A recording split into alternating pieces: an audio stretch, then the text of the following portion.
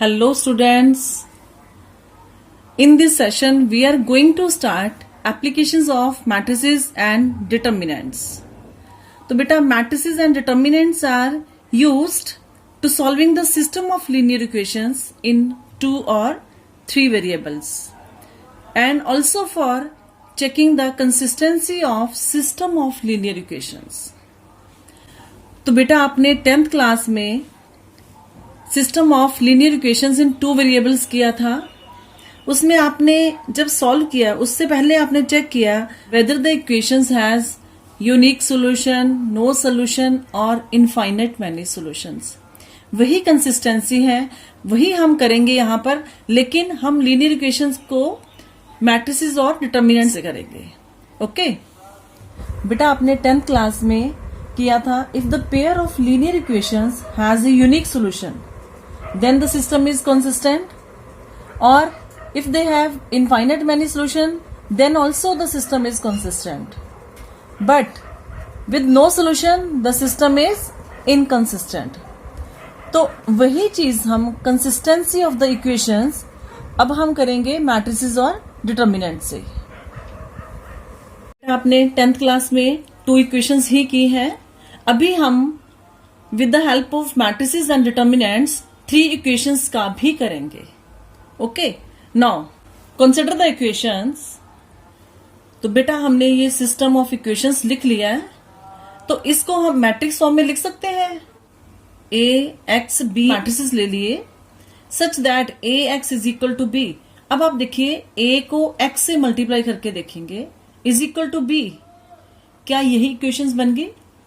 इसका मीनिंग है हम इन इक्वेशंस को इस फॉर्म में लिख सकते हैं. तो बेटा इनको सॉल्व करने के लिए हमें इनवर्स यूज करना पड़ेगा. इनवर्स के लिए हमने प्रीवियस सेशन में किया था. इनवर्स निकालने के लिए क्या कंडीशन थी? The matrix should be non singular. तो अभी देखो हमारे पास जो भी मैट्रिक्स आएगा ए नॉन सिंगुलर के लिए तो हमें डिटर्मिनेंट नॉन जीरो करना पड़ेगा, लेकिन हमें जो गिवन इक्वेशंस हैं उनसे ये नहीं पता चलेगा कि डिटर्मिनेंट ए 0 आ रहा है या नॉन जीरो आ रहा है. तो हम दोनों केसेस लेंगे. Now case 1 when A is a non singular matrix. Non singular matrix means determinant a non zero, therefore A inverse exist. अब देखिए बेटे हम सॉल्व कैसे करेंगे. नाउ इक्वेशन क्या थी? A X is equal to B.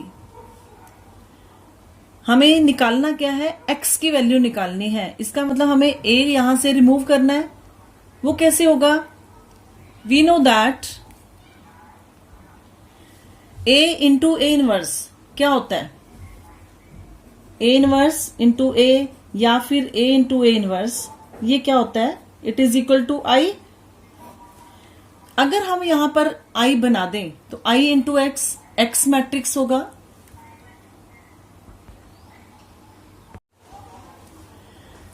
Pre multiplying by A inverse. Pre multiplying बेटा क्यों किया हमने? देखिए अगर हम ए इनवर्स पोस्ट मल्टीप्लाई करते हैं तो क्या होगा? हो सकता है एक्स के साथ ए इनवर्स का मल्टीप्लिकेशन ना पॉसिबल हो. ठीक है, क्योंकि वो ऑर्डर पे डिपेंड करेगा. तो हम इसे प्री मल्टीप्लाई करेंगे. तो प्री मल्टीप्लाई कैसे? ये वाला. अब देखिए एसोसिएटिव लॉ हमारा क्या कहता है मल्टीप्लिकेशन का? ए इनवर्स इंटू ए कर सकते हैं is equal to A inverse into B. A inverse into A is I. I into X is equal to A inverse B. तो I into X means X matrix. X matrix is A inverse B. तो बेटा X matrix हमारा X Y Z है, उसको निकालने के लिए A inverse निकालना पड़ेगा. A inverse into B. तो ये क्या देगा? हमें यूनिक सॉल्यूशन देगा. सिस्टम ऑफ इक्वेशंस इसमें यूनिक सॉल्यूशन देंगी. ये क्लियर हो गया? तो इस मेथड को हम मैट्रिक्स मेथड भी कहते हैं. सीबीएसई में एक क्वेश्चन इसके बेस पे पक्का आता है, solve the linear equations by matrix method. तो हमारा मैट्रिक्स मेथड क्या बना, x is equal to A inverse B। Condition क्या थी, when A is non singular matrix. Okay, next case 2, when A is a singular matrix. Singular matrix means determinant A is equal to 0। तो इस case में बेटा हम adjoint A into B निकालेंगे। इसके आगे फर्दर 2 केसेस आगे, adjoint A into B निकाल लेंगे। जो आगे 2 केसेस हैं, हो सकता है adjoint A into B 0 बन जाए, हो सकता है ये नॉन 0 बन जाए। वो दोनों केसेस देखिए। First case, when adjoint A into B is non zero,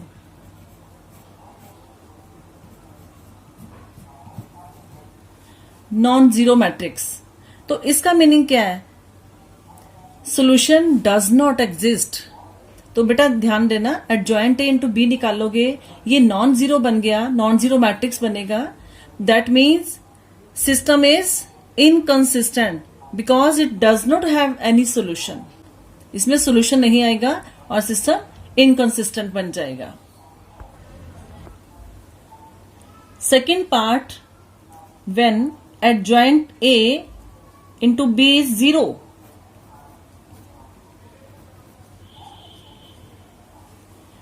बेटा इस केस में either the system of equations is consistent और इनकंसिस्टेंट, दोनों केसेस हो सकते हैं।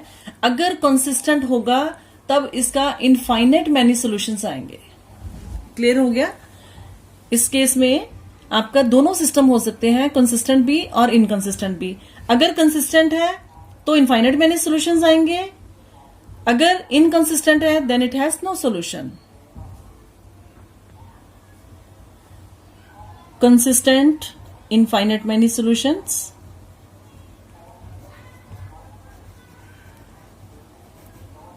और inconsistent no solution.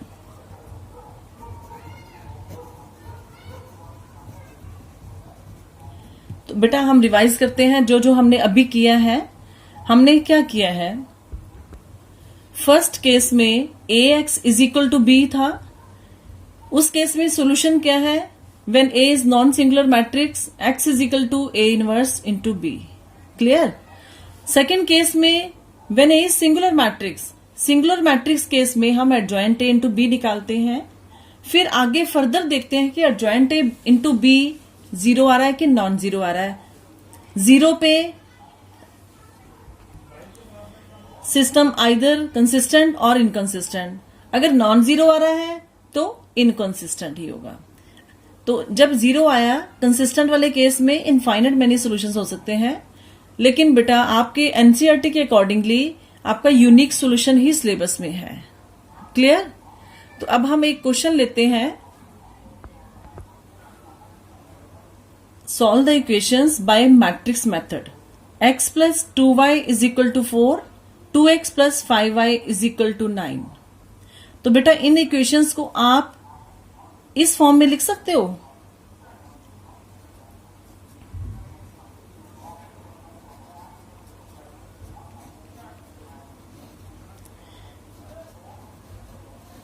and B matrix is equal to 4, 9,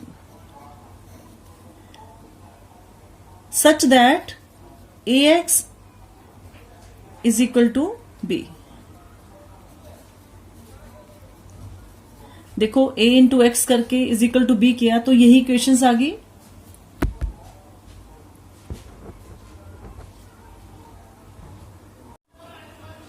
तो बेटा इसके लिए x क्या आएगा, A इनवर्स B। हमने ये फॉर्मूला ड्राइव किया है। तो A इनवर्स निकालने के लिए हमारी फर्स्ट कंडीशन क्या है, find determinant A that must be non zero. अब निकालिए 1 2 2 5। तो ये कितना आ गया, 5 minus 4 which is 1 and it is non zero. Non zero का मीनिंग क्या हो गया, A इनवर्स एग्जिस्ट कर रहा है, एग्जिस्ट कर रहा है।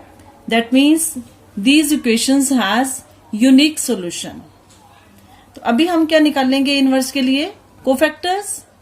तो बेटा आपको पहले बताया था 2 by 2 में हम कैसे निकालते हैं 1/1, it means it will be same 5 -2 -2 1। ये क्लियर है। Now x is equal to A inverse B। तो बेटा x is equal to A inverse B। A inverse निकालने के लिए हमारी फर्स्ट कंडीशन क्या है, determinant A should be non zero. वो निकालो। देखिए हमारा क्या आ गया, 5 - 4 it is 1 which is non zero, therefore A inverse exist कर रहा है। तो इसका मतलब हमारा A इनवर्स आ जाएगा, A inverse is equal to 1 determinant A into adjoint A, that is 1/1 into adjoint A। बेटा एडजॉइंट A मैंने यहाँ पे शॉर्ट में ले लिया है, ये हम प्रीवियस सेशंस में कर चुके हैं। एडजॉइंट A कैसे करते हैं, ये जो फर्स्ट डायगोनल मैट्रिक्स है इनकी एंट्रीज आपस में एक्सचेंज हो जाती है। देखिए 5 और 1, दूसरे डायगोनल की एंट्रीज के साथ नेगेटिव साइन आ जाएगा।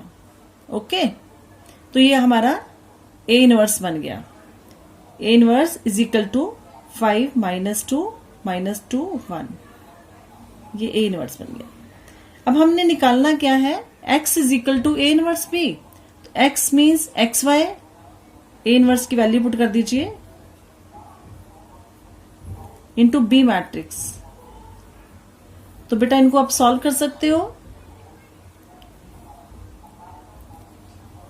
20 - 18 and next -8 plus 9, so it will be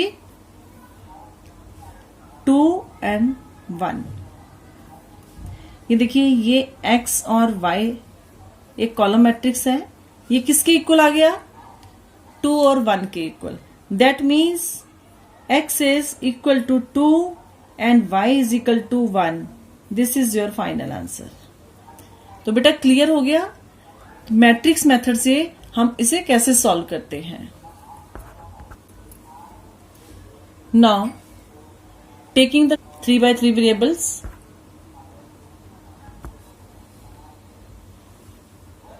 next question बेटा, solve the equations by matrix method. पहले हमने 2 इक्वेशंस ली थी 2 वेरिएबल्स की, अभी हमने 3 इक्वेशंस ली है 3 वेरिएबल्स वाली। अब देखिए बेटा इक्वेशंस लिखी हैं तो इनको हम लिख सकते हैं, let A is equal to matrix coefficients of XYZ,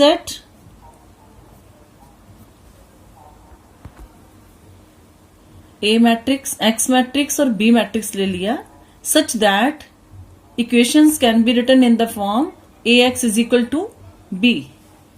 so what is X, it is A inverse into B। Same process बेटा अब हम A इनवर्स निकालेंगे। A इनवर्स निकालने के लिए सबसे पहले हमें ये चेक करना है whether the matrix is singular और नॉन सिंगुलर। तो डिटर्मिनेंट निकालें।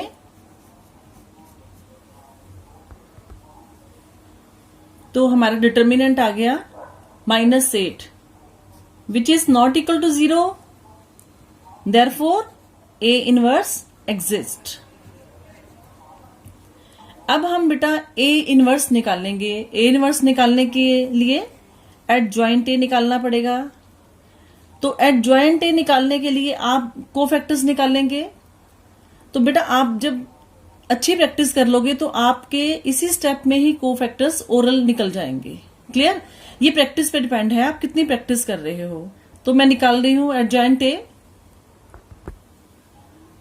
तो बेटा कोफैक्टर्स निकाल दिए, कोफैक्टर्स का ट्रांसपोज, ये हमारा एडजॉइंट A आ गया। Therefore A inverse is equal to 1 determinant A, that is 1 - 8 into adjoint A। Adjoint A लिख दीजिए।